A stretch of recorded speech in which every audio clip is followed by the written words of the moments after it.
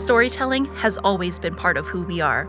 From film to broadcast and to television, these mediums have helped us share ideas, ask questions, and connect across distance and time.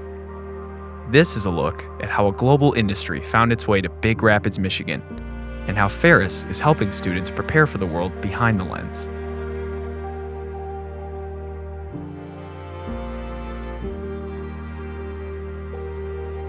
Ferris State was founded in 1884 by Helen and Woodbridge Ferris. They wanted to combat a changing society and provide students with marketable skills in all career fields.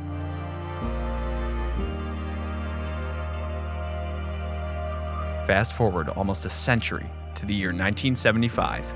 Careers in broadcast television were widely sought after, so Tom Cook, the Dean of the College of Education here at Ferris, brought on Jim Breaux to spearhead what would become the television production program.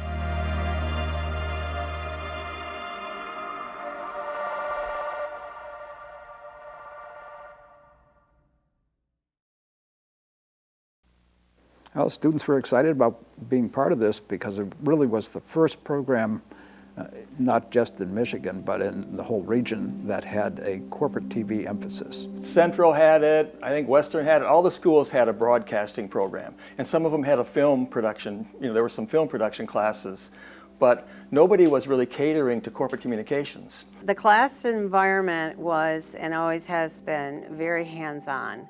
And the studio space and control room actually looked pretty much like it does now, except, of course, all the equipment is digital. One thing that impressed me right off coming into the TVP program at Ferris was the variety of skills the students learned, and I think you guys are still doing the same thing. But every major corporation had a video department, and Ferris was developed, the way I understand it anyways, to serve that need. Corporate communications, they used to call it, industrial films, kinds of things. That was kind of a big part of the program then.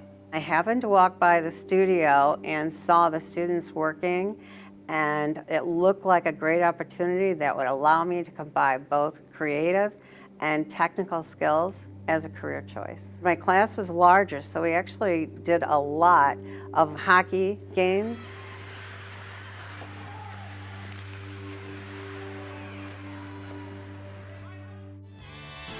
Television production program was kind of embedded in the hockey program and other sports, but hockey was big back then.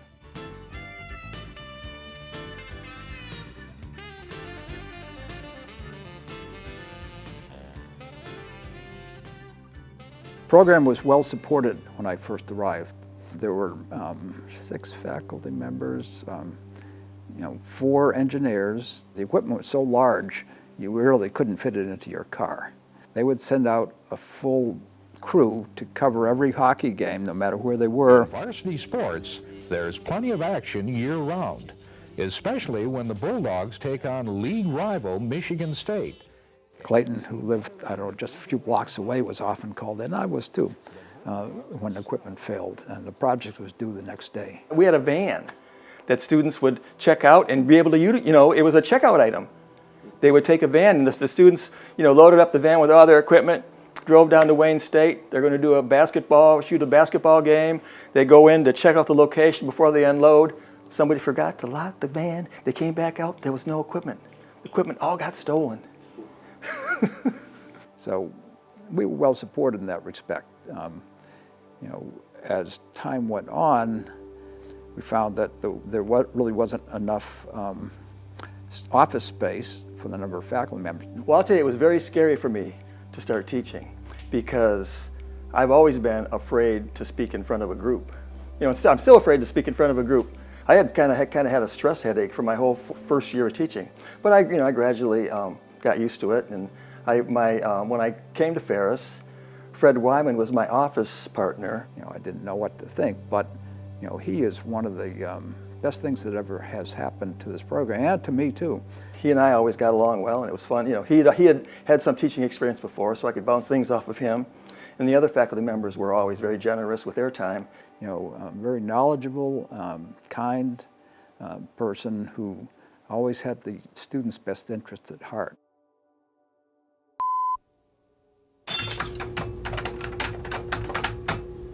Oh, hi. It's time for a special moment. What am I doing? I'm typing up a resume. The resume's not the problem. It's the interview I'm worried about. I need some advice. Do you have any advice? What you really want to do is make your weak points seem like strong points. Well, you know, I've always gotten a lot of inspiration from perspiration, so I guess I'd have to say never let them see you sweat. So how I arrived at the television production program at Ferris is sort of fun. I took a class in high school, production class in high school, and my high school teacher knew that I enjoyed it, and she said, well, if this is what you want to study, you should go to Ferris. They've got a great program. I said, awesome, that's great. Where is that? So I came and visited and saw the tremendous facilities and met the faculty and was super impressed. Glenn was a very interesting student. You know, I first knew of him when I heard this Ford pickup truck making a bunch of noise out in the parking lot, and I went out and there was Glenn.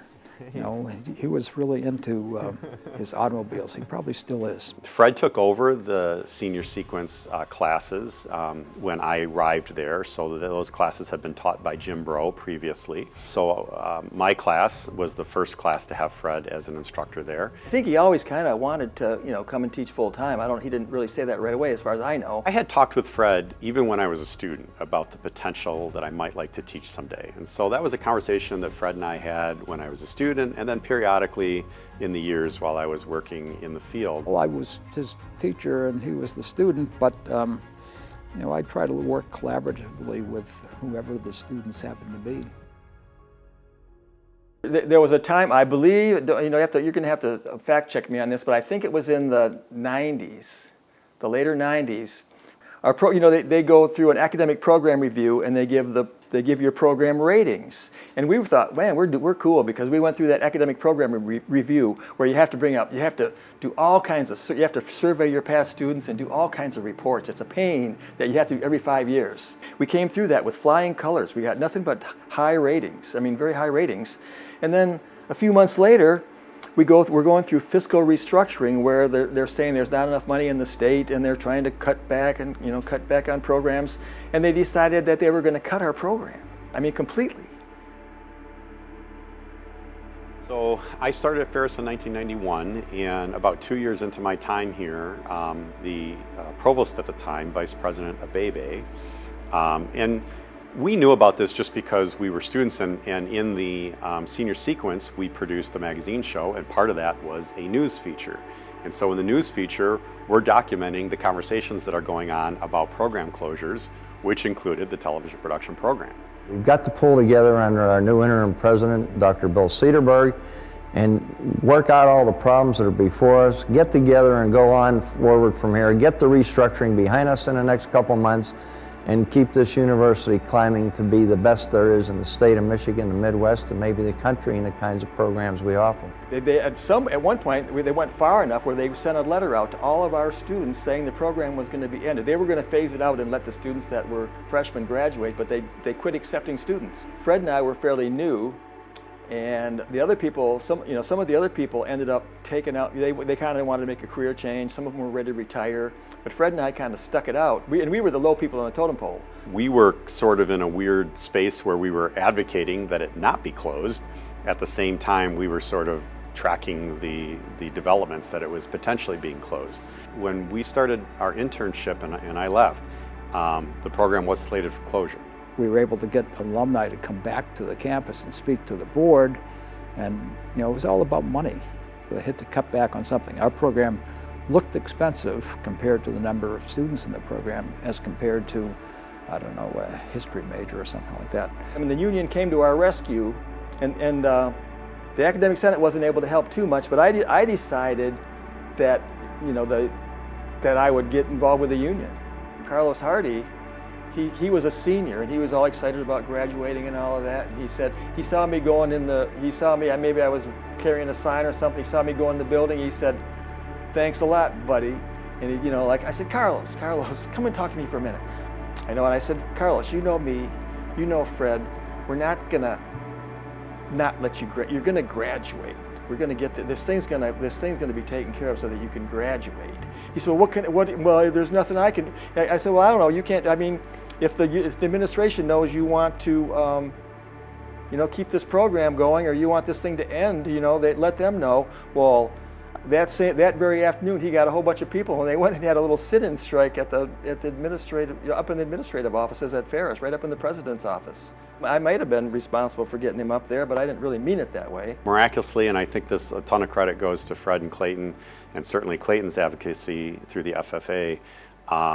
They had to teach out, the program, so it continued. And then during that time, that provost left, and the next one came in, and there was an opportunity to sort of revisit some of those decisions, and thank goodness. I think Bill Cedarberg was part of that whole process. And everybody who's watching TV, it's pretty obvious that there were going to be opportunities for employment out there. And for us to overcome that, it took years and years. We had some small, numbers in our senior sequence. We might have had a half a dozen students, or maybe even less at times. And out of that eventually came the television and digital media production program, but it went from 6 faculty down to 2 with Clayton and Fred, and then slowly rebuilt from there with the addition of Connie, and then I came on after that. So I received a letter from Fred Wyman in the mail that he had sent out to all the TVP alumni, and Fred was the coordinator at the time. The letter stated that they were looking for a faculty position to teach undergraduate TVP courses and to help develop a new media curriculum. We recognized that since she had been teaching and she had some skills in the digital media area, it seemed to fit so nicely with what our needs were. Connie was great. Yeah, she graduated from the program, and she and I had offices right next door to each other, and we spent a lot, she did a good job in her classes, and she was fun to work with. Coming back to Ferris was great because the campus is so nice. One of the first media courses that I taught was computer systems, and that was on a PC computer. We moved from the second floor over to what used to be the Bishop Hall. It helped in terms of having a presentation system and the students being able to have more workstations. Connie pioneered the streaming class, which put a lot of our programming out there so anybody could get it. And yeah, she was very, very important for our program for years. It was a lot of fun, and it was also challenging, because we wanted to keep up with, the latest of everything that was being delivered. And for the most part, we did. She was a nice addition to the program, and she worked well with Clayton and myself. And, without her, television and digital media production would still be TV production. Yeah, quite a journey for the program in 50 years, of course. But now we are strong and vibrant. 4 faculty. We have an associate's degree program that feeds directly into the bachelor's degree program. We're very transfer friendly, and so I think through all of those efforts, we have a strong program now that is very viable for the institution.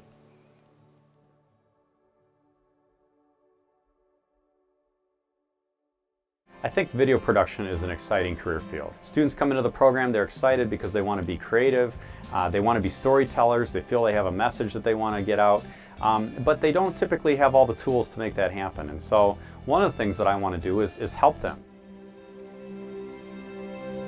I do think we have really good equipment for our students to learn and work with. I came in, we had Canon GL1 cameras, they were old. So it wasn't the height of, I think, technology for the program. When I started here, it was all standard definition, and so we had to, over our time here, make that transition to high definition, and Fred was instrumental in that as it relates to the control room. So that was a big change. We moved from analog equipment to digital equipment. I think it was February 17th, 2009. The FCC required to broadcast their signal digitally. Well, we weren't broadcasting here, but we were providing programming to broadcast facilities, so it was necessary to make the transition rather quickly. The institution recognized that we needed funds to do that, and what better motivation than having the FCC mandate something, so we were able to eventually transition over to all digital equipment. It was starting fresh in terms of all of the equipment, purchasing all the equipment and the labs and space that we needed to deliver digital media. Early digital media classes that I taught were first with PC in the computer lab and the workstations, equipped with Avid and Adobe Premiere. We had firewire cables, digital media decks, recording, transcoding on mini DV videotape. The students learned how to shoot using media cards, and all of this was new. We used media supply to check everything out, and the students caught on to it rapidly. Pat Tobin was our broadcast engineer, and Pat did a lot as far as troubleshooting and trying to keep everything going with the equipment as it came in. I'm Pat Tobin. I was called a TV production electronics technician. That was my title when I was hired. I don't think it ever changed. What is media supply? I would think that you all know by now well what media supply is, but it was a way for students to access the equipment they needed anytime virtually without having an instructor with them. See other programs on campus, if they were out there doing a lab, instructors out there with them. They had to sign out the equipment themselves, take the whole class out there, bring it all back. We signed out keys to students to open buildings 24/7 and get into labs. I don't think anybody else on campus was doing that kind of thing. When we first started talking to business about what we did in the computer lab down the hall, they were freaked out. You let students in the building at night? I would put our gear up against any other school. When I started here, the technology was adequate for the technology of the day. When students graduated, they would feel comfortable with basically what they've been taught with. But that's not how the industry works, and I think, especially for the generations that are upcoming, change is going to happen faster and faster, and we're trying to keep up. It's an arms race. Funding's always a problem here at Ferris. We are a technologically expensive program. It's super hard for an instructional program with limited budgets to keep up with that. But we have had a lot of success over the years in getting funding from a variety of sources. We've been active with HEDA, the Higher Education Television Authority in Grand Rapids. We send a lot of content down there, and in exchange for that, we're able to ask for some grant funding for equipment. With CCHA and the GLIAC, we provide the league-mandated coverage for football and hockey. And we've been able to leverage that to get some equipment. Of course, our students produce all kinds of content for the institution, program spotlight videos, videos on faculty and staff and organizations and activities. And so we've been able to highlight all of that work that our students do through their learning and then try to leverage that back into some of the equipment and tools that our students can use. You're working with a moving image, with sound. It doesn't matter whether it's film or what it is, you're still learning the language of film. But the technology that allows you to engage in that kind of storytelling is evolving constantly. So being able to bring that into the classroom, particularly for a program and for a university that prides itself and sort of advertises itself as having a hands-on approach, seems to me to be crucial. I like how our classes are structured when it comes to learning technology. In field production, video 1, you're learning on video cameras still, right? We're using zebra stripes or white balancing with white balance cards. But then you move on to mirrorless cameras and more digital cinema style cameras as you move through the program. So you're not only learning about the different technologies and kind of starting with these base roots, but you're also learning with some of the most recent video cameras that are out there. The technology is going to change. Some people are foreseeing that many of the production tasks that are manual will become more automated. It's important that we prepare students to be those new industry leaders, to be those new people who are taking the reins about what media is doing and forming new media from it. And if you can provide a space for students to be able to take all of their creative juices and put it into something exciting, that's something that could probably potentially help shape them to spread that creative idea to someone else in the future. But as long as you focus on the story. How do we engage our audience? How do we make our audience care about the people and the concepts that we're talking about in our communication? That's the key to it. The key is storytelling.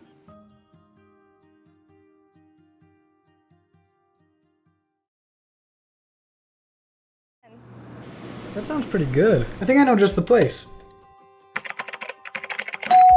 Not to mention, Mancino's is only a phone call away. Don't forget the 10% discount for Ferris students. Sitting in a drive-thru for a sometimes warm and never-ready pizza? Heck yeah! Each class does something different, and it's fun to see like the different ideas that everybody comes up with in the commercials. In terms of projects as a student, again, a lot is the same then as it is now. We did live productions in the studio as students do today. We did live sports broadcasting then as students do today. And we did storytelling in documentary style and all of the ways that we continue to teach storytelling. So projects were very much the same. We did commercials and PSAs like we do today. So Mancino's, we absolutely need to talk about Mancino's. This is like a thing that every semester I send students over there, sort of fingers crossed that it's not going to be this semester that it ends. And I am so excited that in 18 years this tradition has continued that was started by Clayton Rye.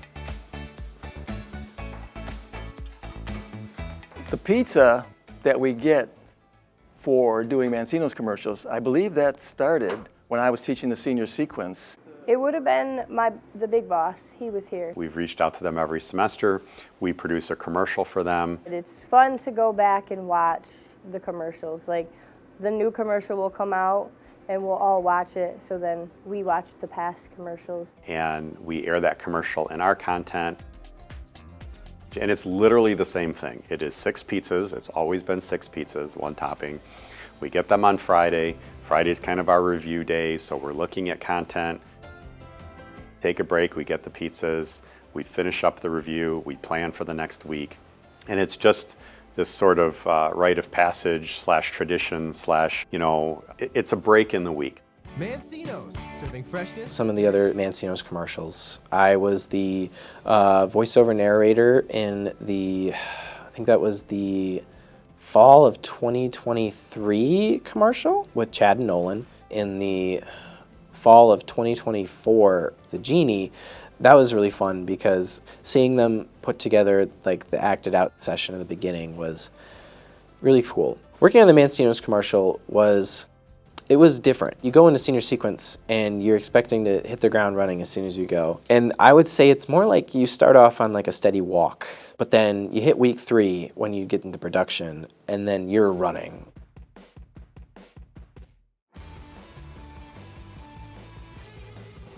I remember when I was in school, remote video production was quite hard. You know, the bar is high. We're producing content at the college level. But then Ferris produces such well-rounded video production professionals. I took the remote production class here at Ferris, and that was the most fun class I think I've taken. I mean, it's a lot of work. You know, you go out for hours and you film a sporting event, but it's fun work. You get to watch sports. You get to learn how to set up like live cameras. You work with a team on the go, and it's really different, and it's kind of got a learning curve to it, but once you kind of get the hang of it, I mean, it's just so much fun. Now teaching remote video production, I let all the students know, you know, I'm looking at this from the video production angle, the audience angle, as we're producing these shows for football and hockey and basketball. So I just think that's a really great experience, and I love helping to create that well-rounded experience because remote video production is the only class like that we have in the TDMP program. And if students want to go into producing live sports, that's where they get that experience. And then they can choose whether they want to do that for the rest of their lives or give it a try as a freelancer. We have our Blackmagic Ursa G2 cameras that we've integrated into remote video production over the past few years. And that has been really great too, because now we're looking at other camera manufacturers while still using primarily Sony. Another great opportunity that I've had recently, working at Berlin Raceway, I was able to pull students from Ferris to work there. There were a lot of different students and professionals that worked there before, and I reached out to them when I started working at Berlin again. But just being able to reach out to Ferris students and know that I had students who had been trained, a lot of them had remote video production, was a really easy fit. They show up on time, they do the work, they work as a team, and all of that is very important. Berlin Raceway impacted how I want to pursue video production because it showed me kind of different ways you can do live. We have students that go out and shoot video highlights for our own use on the athletics side. We try to pride ourselves in being a leader in Division II sports and in coverage of our athletic teams, and we do try to actively recruit some TV students to work in our program. One of the things we established or reestablished was the Ferris Sports Update show. This is the 15th year that we have done the Ferris Sports Update TV show. There's been some capacity with this show and obviously the TDMP program, I think pretty much since I've been here for the last 25 years. With that new show came the need for sort of a sports-oriented set. It's a lot of fun. It's a new producer each week, but there's some challenges obviously with scheduling, and I love working with students. I get a chance to do that with my own staff. A lot of them either in the TDMP program or sports communications, so it kind of goes hand in hand with working in athletics. That set has gone through a few iterations, but the current iteration we actually collaborated with our colleagues in the theater department, and they came over and helped work with kind of the design and how it would lay out. Production at Ferris State with athletics, for us, it's definitely a requirement in terms of our league coverage now with the CCHA. It's outstanding coverage, and we hear it all the time that our coverage ranks right up there with anyone in the conference, if not the nation. We're one of the few schools, I think, that has a live TV show. Ferris Sports Update, airs regularly. A lot of schools don't have that. A lot of people want to see that content, and we're fortunate that we do have a great relationship. And that's a show that broadcasts now on Fox 32 on Wednesday nights at 10:30 p.m. So it continues that tradition of students producing content through their learning that then, in that case, is broadcast to several 100,000 households in northern Michigan. And for the people watching, they feel like it's a professionally produced show because it is just professionally produced by students in a class.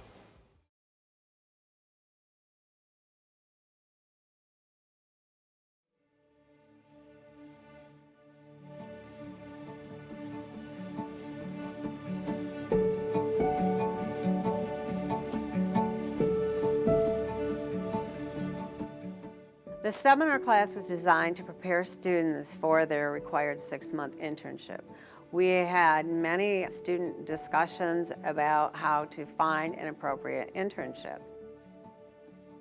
When I took over as the internship coordinator, I assisted students in delivering those portfolios to companies that I thought would meet their goals, and scheduling interviews as well with different broadcast organizations and nonprofit companies and small boutique production houses that met their career goals. As the internship supervisor, communication is essential. It was definitely about timing and making sure that it was a good fit for both the student and the internship sponsor. Many students were hired as a result of their 6-month internship. And that 6 months happens at the end, or the capstone experience for the TDMP student. And why that has advantages over internships at similar programs at other institutions in the state and in fact across the nation is most other internships are 2 or 3 months the summer between your junior and your senior year. The types of internships or the types of places that students can intern really runs the gamut of the media production space. So TV stations is an obvious go-to, small to medium-sized video production companies, occasionally large post-production facilities. Sometimes it's wedding video production. Sometimes it's working in corporate communications with, corporations, names that you would be familiar with, and you're sort of working in their in-house marketing and public relations department. You're making content for sort of internal communication. It really runs the gamut. Here in the Grand Rapids area, we've got several places that we send students to. Cynthia Kay and Company is certainly one of them. Vision 3 is another one. Derek at Vision 3 is a graduate of the program, and he gives back by occasionally hosting our students and sometimes offering jobs to alumni. I believe the internship is the most valuable part of the television and digital media production program. It's what gets your foot in the door in the industry in real life. What's important with Ferris's program is they didn't stop with digital media. They make sure you have access to the industry after you're a senior. So I think that's invaluable. That's what got me my start, and that's got everybody their start. The hands-on aspect specifically was the most helpful. When I was getting into looking for internships, you know, your ability to operate cameras and stuff like that was very valuable when I was going up against other interns. I mean, we also have interns come from schools that aren't Ferris, and they have little to no hands-on experience with cameras, and sometimes their touching of our cameras is the first time they've actually really used equipment. And it's invaluable to have that experience coming from Ferris. The program really gave me the foundation for my basic skill set that I use every day at work now. When I originally came to CK&Co, I thought I wanted to be a shooter. And through the 6 months I was here as an intern, I found out that really wasn't the case. My passion was really editing and animating. You know, I think that's a lot to be said about the TDMP program, is that you go and you put your time in and your effort in, and if you do that and you get out, you're gonna make it work and it's gonna happen for you. By the time the people that you're working with and working for get to know you and get to know what your strengths are and get to know how you can help them, your internship is over. We've often seen the case with our internships that after about 2 or 3 months, as the interns from other universities are leaving and our interns are still around, people go, hey, you know, you've been around for a while, let's give you a really serious project to produce. Many of the internship sites that we send our students to comment to us that the students from the TDMP program are amongst the most prepared students they've ever had the pleasure and the opportunity to work with. And I think the reason for that is that we emphasize this hands-on applied approach. Our students know how to white balance a camera. They know how to frame a shot. They know how to capture clean audio. More often than not, they know how to edit this stuff together for compelling visual storytelling. And I think that approach in the classroom translates into the internship and then translates into early and mid-career.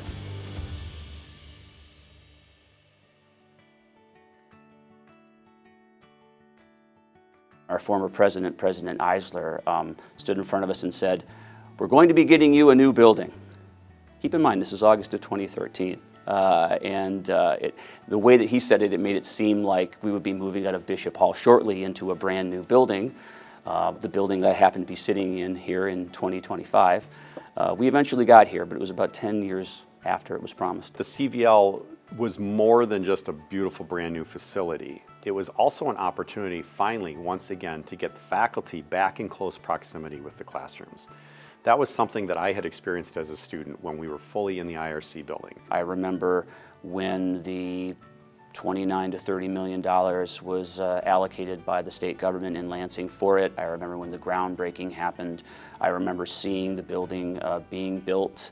I remember watching the time-lapse video of the construction, sort of the seemingly rapid construction of the building. And moving in here was really great. We were able to do some things in the CVL that we didn't have before. For the seniors' individual edit suites, that was a huge thing. You know, getting out of a shared sort of edit suite where everyone had to be in headphones. Now we have 5 dedicated edit suites, 2 beautiful audio booths and recording stations outside of the basement of the IRC building. A beautiful lecture space, auditorium space, 5.1 surround sound, HD projection. So just awesome spaces for our students to learn in and for us to teach in. We can host people and give tours. This is kind of big for recruitment. It really helps with those types of things. So the CVL has been a wonderful shot in the arm for the TDMP program. If I were a student at Ferris right now, I would count myself relatively lucky. The TDMP program at Ferris is the hands-on experience you get right from the get-go, and they also teach skills and work ethic that are going to apply to most jobs you can get. Ferris is just such a great school and a great community. I would say like my biggest one is I met my husband through the TDMP program, so I'm pretty lucky for that. TDMP program really changed my life personally and professionally, so that's my most fond memory of TDMP. The students today should understand how really awesome and lucky they are and how amazing the equipment and experiences are here. Ferris is preparing the students for the real world in the best way, and it's exciting to see, and I'm a proud alum of the program. It honestly feels insane to be part of this legacy. I could have been in the semester after this. I was very close to being in the 51st class. To be part of the TDMP legacy is amazing. I love this program, I love the school, I love everything about Ferris and the program and what they're doing for the students. So having the Center for Virtual Learning for the students these days is fantastic. I think you're able to focus on the creativity, your ideas, things like that. The future of the TDMP program is only going up. These past 50 years of Ferris TDMP, they've been putting out people into this wonderful industry who go on to bless the screens that you and I hold in our hands or gather around. You've probably seen amazing lighting in a Netflix documentary, and guess what? It could have been a TDMP student who produced that, who shot it, who edited it. That's pretty cool. Looking back at 50 years of history, it's kind of cool to see the ways in which the program has evolved and adapted over the years, and really overcome a lot of adversity in some places to be built back up to the spot that it is today. Being a part of that legacy has a little bit of pressure to not only improving my skills as a production person, but also exciting because I get to be involved in a part of this organization that's just going to continue to grow. I would say do it if you love videography. I know the TDMP program here at Ferris is more so inclined for sports production or just live production in general, but you do get a good base of more narrative and cinematic projects or just way of filming in general. After taking my first step through the doors of the television and digital media production program, I realized that having an education and knowing what you're doing, going by the book, is something that is absolutely needed when you want to be working in the industry. Students are going to come here and learn with us.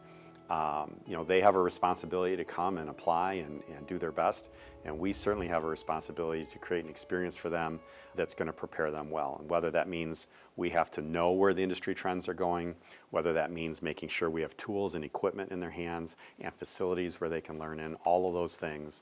And I believe we've done that extremely well in this program for the entirety of the program, and that's why we're successful today. That's why we have alumni all over the world in all corners of production today, and that's why we'll continue to be successful in the future. Stuff on your toe or something, would that make it better? Oh God, yeah. Anything at this point. Laugh it up. Chuckle. Straight. This is so watery. And you're good with that, rag? Thank you for letting me do it.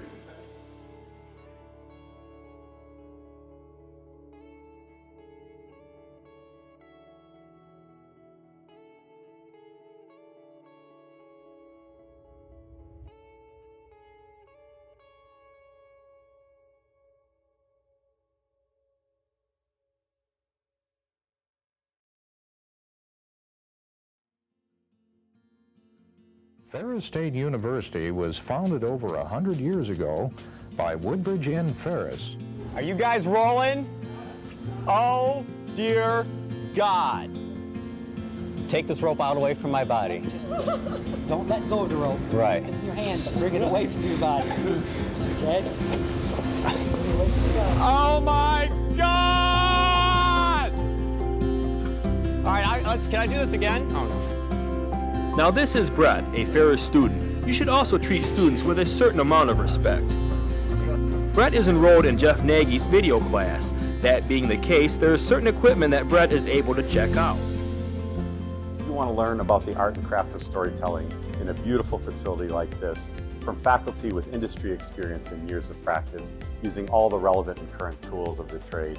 Come and visit ferris.edu/TDMP for more information.